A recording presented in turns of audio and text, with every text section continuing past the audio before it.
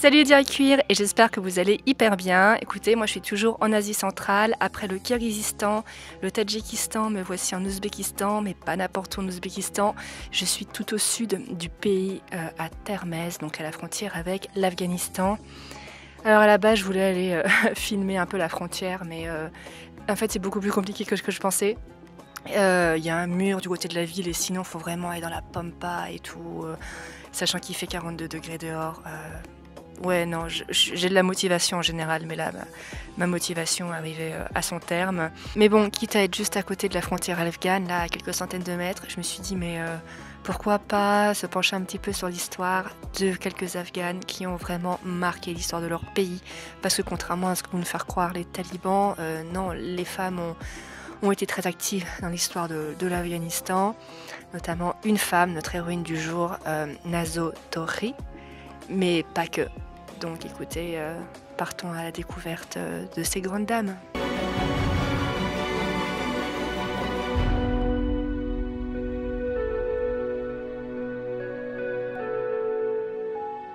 Alors Nazo Tohri, je pense que c'est Tohri et pas Toki si ça se prononce à l'arabe, donc nous emmène à la fin du XVIIe siècle. Donc à l'époque l'Afghanistan n'existe pas en tant qu'entité indépendante. C'est qu'en 1747 que l'Afghanistan, on va dire moderne, naît plus ou moins. Pour le moment, le pays fait partie de l'empire perse des Safavides. Donc c'est une grande dynastie perse, hein, les Safavides, du 16e au premier quart 18e. Bon là clairement ils sont à la fin de la dynastie, hein. La dynastie elle commence à s'étioler. Donc Nazo est né dans une très influente et riche famille de Pashtuns, donc dans les environs de Kandahar, dans le sud du pays. Alors les Pashtuns, c'est l'ethnie principale d'Afghanistan. Je ne crois pas qu'ils soient majoritaires, mais je crois que c'est à peu près 40% de la population. Comme sachant que l'Afghanistan, c'est quand même un patchwork d'ethnie, c'est la plus grosse ethnie. Elle est surtout implantée dans le sud et l'est du pays. Et d'ailleurs, fun fact, c'est eux qui ont donné leur nom à l'Afghanistan, puisque Afghan, c'est en fait un synonyme de Pashtun. Donc son père, qui est un puissant seigneur, est aussi un homme on va dire assez moderne, puisqu'il donne à sa fille une très bonne éducation. Et Nazo va très vite se passionner pour les lettres, pour les langues, la littérature, la poésie. D'ailleurs, elle va être connue comme étant une très grande poète qui manie vraiment la plume à la perfection. Et il faut savoir que Nazo était aussi une grande nationaliste. Et vraiment, Nazo va mettre sa plume vraiment au service du nationalisme afghan, notamment de la culture pashtun. Elle a également de très bons talents de diplomate, très proche de sa famille. D'ailleurs, son père a toute confiance en elle et la missionne régulièrement pour servir de médiatrice entre les différentes tribus pashtuns, parce qu'il faut savoir que les pashtuns, c'était vraiment une multitude de tribus qui souvent étaient en guerre les unes avec les autres. Et donc voilà, pour prévenir ces conflits, c'est vrai que Nazo était souvent envoyée en intervention. Mais là où elle va vraiment entrer dans la légende, c'est à la mort de son père, donc justement assassiné lors d'un conflit tribal. Donc son frère, le frère de Nazo, va partir en expédition pour aller justement venger leur père. Et, je vous ai dit, tout le monde avait confiance dans Nazo. Il va lui confier la défense donc du fief, donc de la forteresse familiale à Kandahar. Elle va bien sûr assumer cette charge. Et quand les ennemis vont arriver au fief, elle ne va pas se cacher avec les femmes et les enfants. Elle va prendre des armes et elle va assurer la défense de la forteresse parmi les hommes de son père. Enfin maintenant les hommes de son frère. Et donc elle va survivre et du coup elle va vraiment marquer les esprits, quoi. Elle va vraiment entrer dans la légende. Mais Nazo, si elle était connue en tant que poète, en tant que femme et même femme militaire, elle est aussi entrée dans l'histoire en tant que mère. En effet, elle va être la mère d'un des souverains les plus, on va dire, célèbres d'Afghanistan, Mirwais. Alors je ne sais pas du tout comment on le prononce.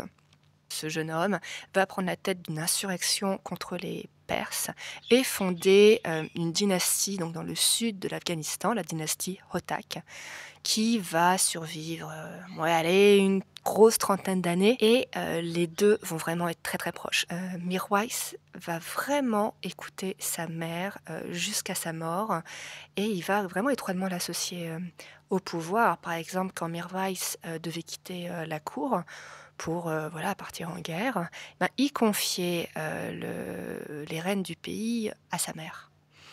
Et bah, malheureusement, celui-ci va mourir, prématurément, hein, assassiné. Ah ça, c'est vraiment quelque chose de récurrent, dans l'histoire de l'Afghanistan, moderne. Le nombre de souverains qui ont été assassinés ou déposés, c'est assez gros. Malheureusement, donc du coup, elle va lui survivre, pendant 2 ans, avant de mourir elle-même.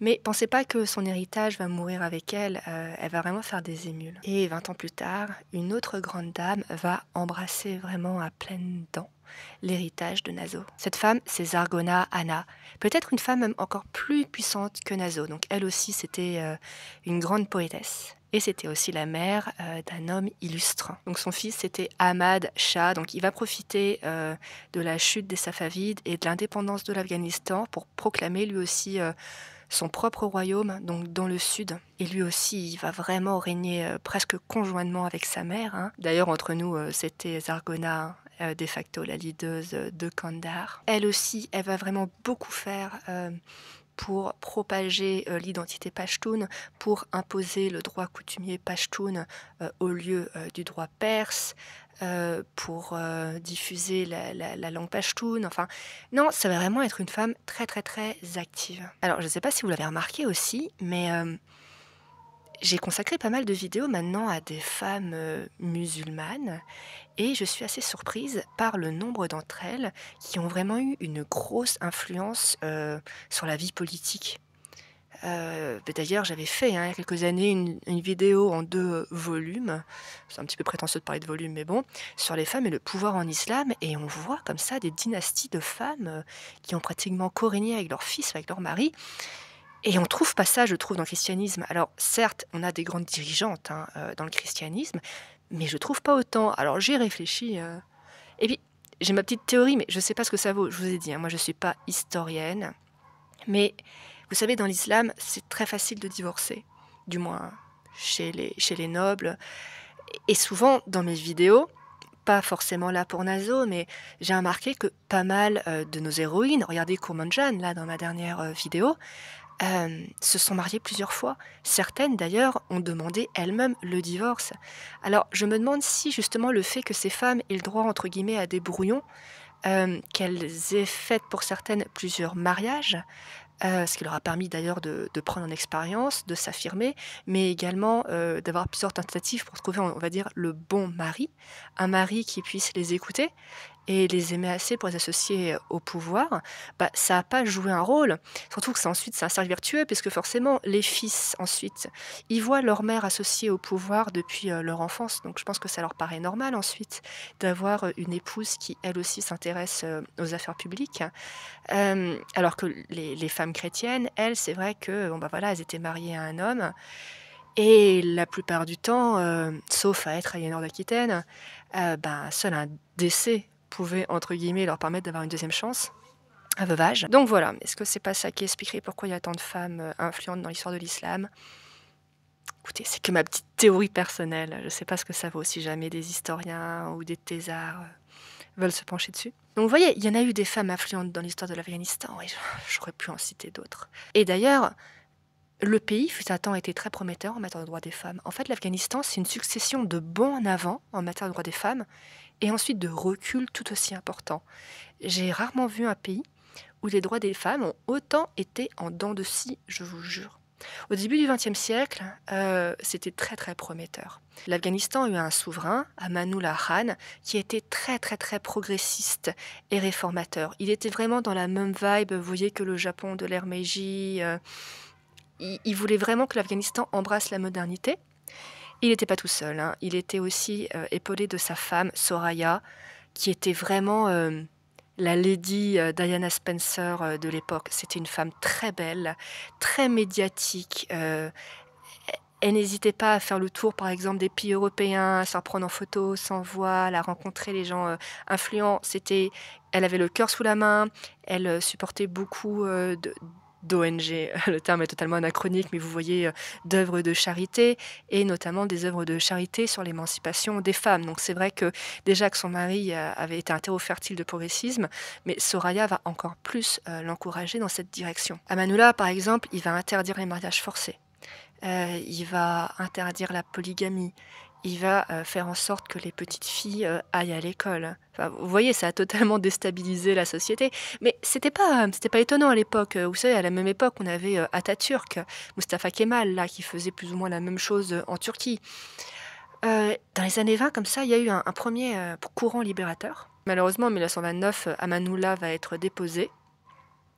Et un souverain totalement réactionnaire va arriver au pouvoir, il va éradiquer le travail d'Amanullah. Bon, il va falloir attendre les années 50 pour qu'un nouveau roi, Mohammad Shah, remette un petit peu de modernité dans le pays. Donc lui, pareil, c'est un réformateur. Déjà, il va transformer l'Afghanistan en monarchie constitutionnelle. D'ailleurs, en 1964, la Constitution accorde le droit de vote aux femmes. Et dès 65, des femmes vont être élues députées. Et il va même y avoir une ministre de la Santé, Kubra Noorzai. Et c'est à cette époque-là, fin des années 50, années 60, qu'on voit ces fameuses photos de jeunes femmes à Kaboul en mini-jupe. Mais bon, faites attention avec ces photos quand même. Hein. Il faut garder à l'esprit que ça ne concernait qu'une ultra minorité de jeunes femmes privilégiées, issues de classe moyenne supérieure ou de la bourgeoisie des grandes villes. Et encore, je crois que c'était vraiment que dans certains quartiers des grandes villes qu'on pouvait voir ces jeunes femmes habillées à l'occidentale. C'est vrai que 95% des femmes du pays à l'époque étaient encore traitées comme du bétail, hein, et n'ont pas peur de le dire. Mais bon, c'était prometteur quand même. Alors en 73, Mohammad va être déposé et une république pro-soviétique va se mettre en place. Et là, malheureusement, comment dire, forcément, ce dirigeant pro-soviétique, il va vraiment avoir une politique féministe. Mais vraiment, son but, c'était de gommer les inégalités hommes-femmes. Mais ça, vous savez, c'était quelque chose de récurrent hein, avec l'URSS.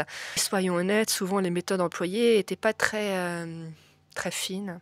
Et là, c'est ce qui va se passer. En fait, c'est un peu comme ce qui s'est passé en Iran, vous savez, avec Pahlavi. Là. Le Shah avait voulu moderniser le pays, mais vraiment à marche forcée. Et du coup, il avait bousculé la population. Et du coup, la population s'était, comment dire, crispée. Et du coup, s'était rangée du côté des conservateurs. Bah, c'est un peu ce qui se passe là avec cette république pro-soviétique. Il y a vraiment un raz-de-marée. On veut que les femmes aillent à l'école, on interdit le port du voile intégral. Et donc du coup, malheureusement, le féminisme va être associé à l'étranger. Et les religieux vont faire une propagande en mode oui, regardez, c'est ces étrangers, c'est russes. Même si les talibans disent la même chose aujourd'hui avec les occidentaux. Ils veulent nous imposer des valeurs totalement anti-afghanes, anti-musulmanes. Et d'ailleurs, les féministes afghanes vont être traquées hein, par les conservateurs et les anti-soviétiques. C'est notamment le cas de Mina Kamal. Donc, c'était une poétesse. Il y a beaucoup de poétesses hein, dans l'histoire de l'Afghanistan. Socialiste qui avait créé l'association révolutionnaire des femmes afghanes.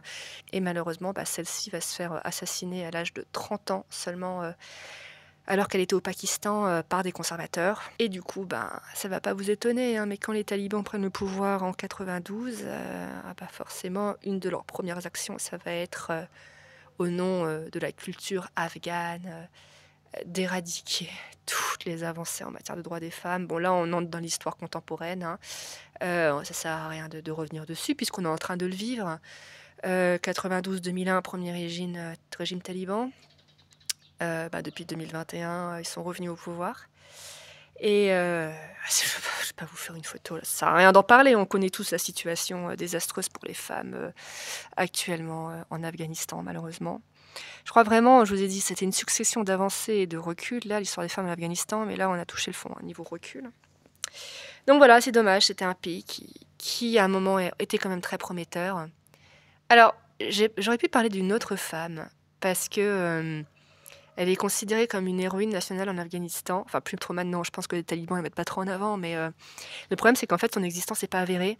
Alors, sur des sites internet un peu putaclic, j'ai vu qu'on parlait d'elle, mais comme son existence n'est pas vraiment avérée par les historiens, on va On va prendre des pincettes, je vais quand même vous parler d'elle parce que c'est quand même une figure intéressante, mais gardez à l'esprit qu'elle n'a peut-être pas existé. En gros, elle est souvent appelée la Jeanne d'Arc d'Afghanistan. Il s'agit de Malalai de Maiwand, à pas confondre avec Malalai Maiwand, une féministe afghane qui, elle aussi, a malheureusement été assassinée. Non, notre Malalai, elle vivait à la fin du 19e siècle. Et en fait, elle est connue pour avoir été porte-drapeau en 1880 pendant la Seconde Guerre britannico-afghane. En fait, c'était totalement imprévu. Elle était fiancée, son fiancé va mourir en combat. Elle va voir un porte-drapeau se faire abattre et donc du coup, elle va se jeter dans la mêlée. Elle va prendre le drapeau et elle va vraiment se battre aux côtés des soldats pashtuns. Et malheureusement, elle va mourir au combat à l'âge de 19 ans. Et donc, c'est vrai que cette figure tragique va ensuite être récupérée comme figure du nationalisme afghan. Et il y a des écoles aujourd'hui, des routes Malalai, mais c'est vrai que les historiens sont penchés dessus et on a commencé à mentionner son existence genre 10, 20 ans après la bataille en question. Donc c'est vrai que on ne sait pas trop si c'est un mythe ou si c'est un vrai personnage historique. Écoutez, je voulais quand même vous en parler. Donc écoutez, j'espère que ça vous a plu. Et écoutez, si, comme d'habitude, si ça vous a plu, n'hésitez pas à liker, ça me fait vraiment plaisir à chaque fois, à commenter et à vous abonner si ce n'est pas déjà fait. Et moi je vous dis à très très très bientôt. Alors, normalement pour la prochaine vidéo, on va parler de 2 femmes au destin tragique. Alors je sais, je fais beaucoup de vidéos où les femmes ont des destins tragiques. C'est pas vraiment une chaîne toujours très joyeuse, j'avoue. Mais bon, écoutez, je suis quand même contente de vous les faire découvrir. Donc voilà, à très très très bientôt.